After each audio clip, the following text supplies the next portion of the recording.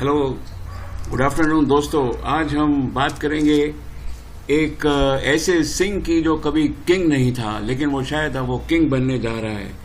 Number एक। और दूसरी चीज़ ये है कि मैं आप लोगों से आज पूछता हूँ कि no blunder no surrender strategy अगर किसी के पास है तो वो ज़रूर कमेंट में बताए। We would like to discuss कि वो जो स्ट्रेटेजी है वो स्ट्रेटेजी क्या है।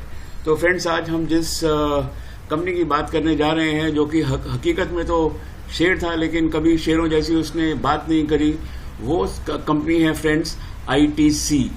आपको मालूम है कि जो ITC लिमिटेड है, इसके सैकड़ों ब्रांड्स हैं और ये जो है बहुत ज़्यादा सेक्टर्स में काम करते हैं। मेरे हिसाब से तो टोटल इनके जो है करीब 2000 ब्रांड इनके पास हैं। और ये मुनी की साइट है जिसके अंदर जो है FMCG है, पेपर बोर्ड्स एंड पैकेजिंग है, होटल है। इसके अलावा आप देख लीजिए इनके पास और भी जो है इंफॉर्मेशन टेक्नोलॉजी है, एग्री बिजनेस है और एजुकेशन वगैरह क्या नहीं है इस कंपनी के पास। लेकिन फ्रेंड्स, ये कंपनी ITC जो 2010 अगस्त 1910 सॉरी 100 साल हो गए इस कंपनी को, लेकिन इसको जो है पिछले 10 साल के अंदर इसकी जो रिकग्निशन है वो इसको बिल्कुल नहीं मिली। उसका रीज़न ये था कि इतने सारे इसके ब्रांचेस थे और इतने सारे ब्रांचेस थे या सेगमेंट्स थी, ये सब होते हुए भी कंपनी ने ना परफॉर्म नहीं किया। और अगर आप मेरा हकीकत में वीडियो 324 सुनेंगे, जो कि मैंने दो महीने पहले अपलोड किया था, तो आपको मालूम पड़ेगा मैंने बोला था कि अगर जब तक ये डीमर्ज नहीं होगी कंपनी, तब तक जो है इसके जो शेयर होल्डर्स हैं उनको कभी फ़ायदा नहीं होगा। खैर, एक बात मैं बोल दूं कि जो ITC के जो स्विंग ट्रेडर्स हैं उन्होंने तो पिछले 10 साल में धमाल पैसा कमाया। 168 के ऊपर खरीदो और 190 के ऊपर बेच दो। कोई शक नहीं है, स्विंग ट्रेडिंग के अंदर हमेशा पैसा बनता है। लेकिन जो लॉन्ग टर्म इन्वेस्टर थे, उन लॉन्ग टर्म इन्वेस्टर ने तो टाइम गंवाया है और उनको कुछ भी नहीं मिला है। पिछले 10 साल के अंदर अगर आप बोलें तो लॉन्ग टर्म इन्वेस्टर्स ज़ीरो हैं।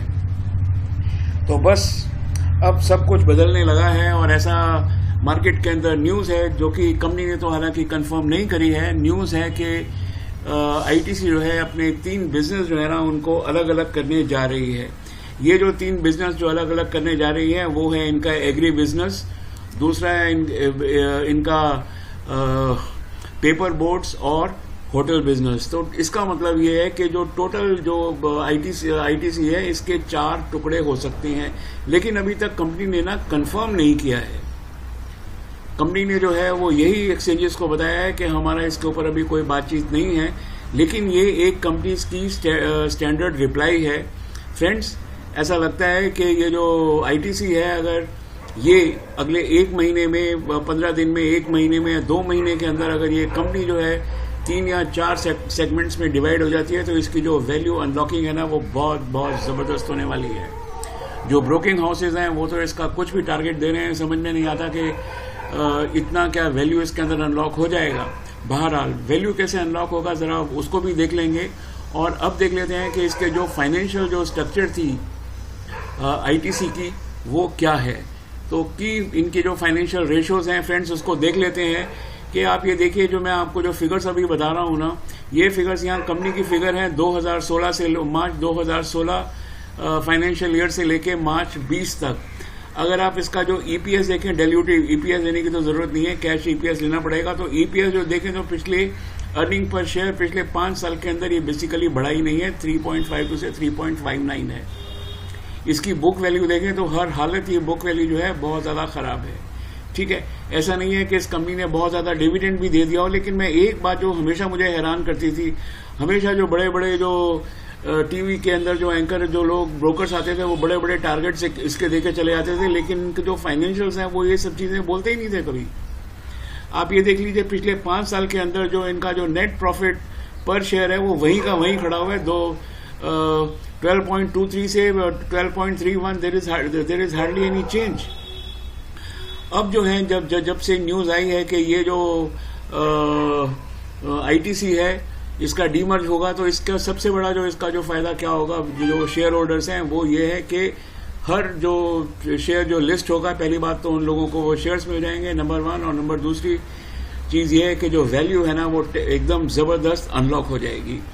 और फ्रेंड्स अगर अब हम देखते हैं कि इसका नेट प्रॉफिट मार्जिन, देखिए दो बड़ी चीजें हमेशा देखने वाली होती हैं, वो ये होती है कि जो कंपनी है उसका रेवेन्यू बढ़ा कि नहीं बढ़ा, और दूसरी बात ये होती है कि उसका नेट प्रॉफिट मार्जिन बढ़ा कि नहीं बढ़ा।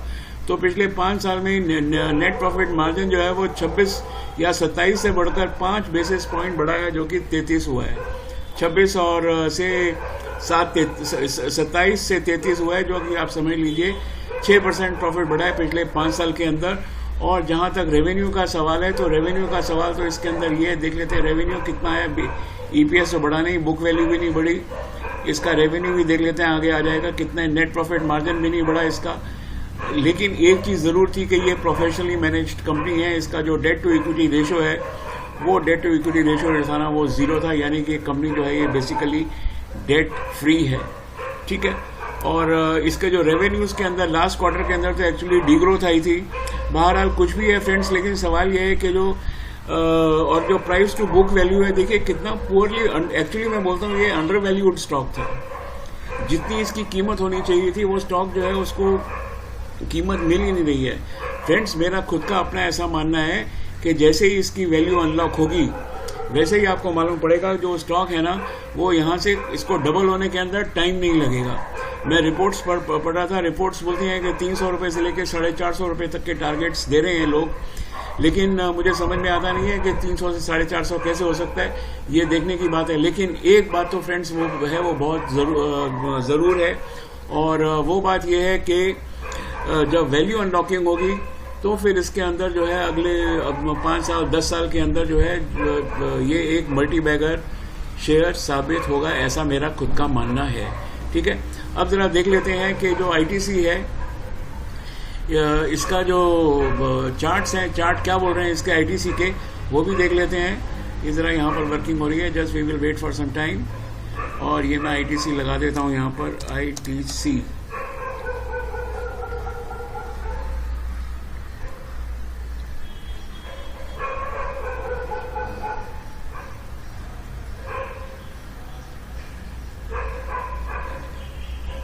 ये जब ये देख लीजिए यहाँ पर, ये बस ये यहाँ से जो है पहले तो ये 168 से ही चलता था, लेकिन फिलहाल पिछले जब से न्यूज़ आई है 1 2 3 4 5 6 दिन से ये ऊपर जा रहा है। 240 इसका हाई था फ्रेंड्स, ये तो 3-4 दिन में लग जाना चाहिए मेरे हिसाब से। फिर भी आप जो है एक स्टॉप लॉस 200 रुपये का लेके चलें। मैं इसलिए बोल रहा हूँ 200 रुपये का स्टॉप लॉस, क्योंकि करीब करीब यहीं से जो है ना शेयर ऊपर जाना चालू हुआ था।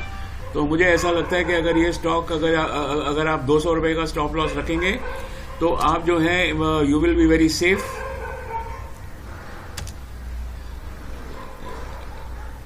₹200 का स्टॉप लॉस रखिए, चलिए और चलते रहिए, यही तो आपको पैसा बना के देने वाला है। और अगर आप थोड़ा सा भी रिस्क ले सकते हैं तो आपको इस स्टॉक में ज़रूर होना चाहिए। तो बस दोस्तों मैं यही आपको बोलना चाहता हूँ कि देखिए आजकल जो मार्केट है, जो शेयर मार्केट है, वो इतनी ज़्यादा चौपी हो गई है कि जिसका सवाल नहीं है। और रोज़ जो है बेसिकली मार्केट जो है ना गिर रही है, इसलिए जो अपनी जो स्ट्रेटेजी है ना उसको भी थोड़ा सा ऑल्टर करके स्लाइटली जो है ना लॉन्गर टर्म व्यू रख लेना चाहिए। हकीकत बात तो ये है कि मुझे भी पता नहीं है, किसी को भी पता नहीं है कि अगले 1 साल के अंदर इसका क्या होगा, लेकिन अगर डीमर्ज हो गई तो इसके अंदर पैसा जो है वो बनेगा ज़रूर, ऐसा मेरा मानना है।